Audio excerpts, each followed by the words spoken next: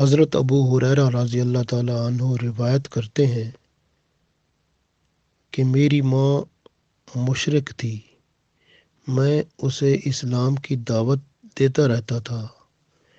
ایک دن میں نے اپنی ماں سے اسلام کی دعوت دیتے ہوئے عرض کیا کہ امی جان اب تو اسلام قبول فرما لیں، تو انہوں نے انکار کر دیا۔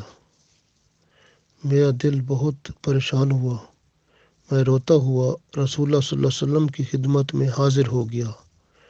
میں نے عرض کیا، یا رسول اللہ صلی اللہ علیہ وسلم، دعا فرمائیے کہ میری ماں اسلام قبول کر لے، اللہ انہیں ہدایت عطا فرمائے۔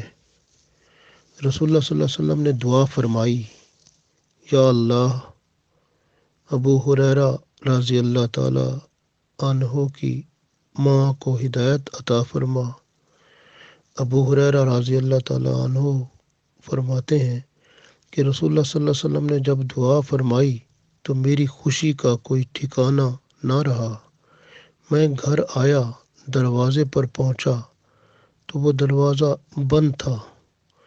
ماں نے میرے قدموں کی آہٹ کو پہچان کر کہا، ابو ہریرہ رضی اللہ تعالیٰ عنہ ٹھہرو۔ میں دروازے پر کھڑا رہا۔ میں نے گھر میں پانی گرنے کی آواز سنی۔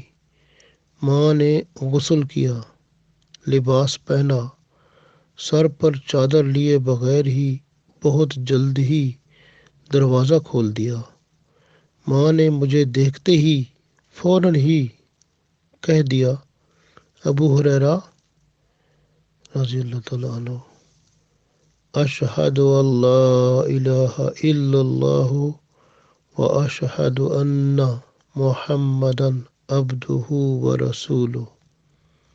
میں تو خوشی سے پاگل ہو گیا، میری آنکھوں سے مسرت کے آنسو نکل آئے۔ میں نے رسول اللہ صلی اللہ علیہ وسلم کی خدمت میں آ کر عرض کیا، یا رسول اللہ صلی اللہ علیہ وسلم، ماں نے تو اسلام قبول کر لیا ہے۔ رسول اللہ صلی اللہ علیہ وسلم نے میری ماں کے لیے دعا فرمائی اور اللہ تعالیٰ کا شکر ادا کیا۔ سبحان اللہ۔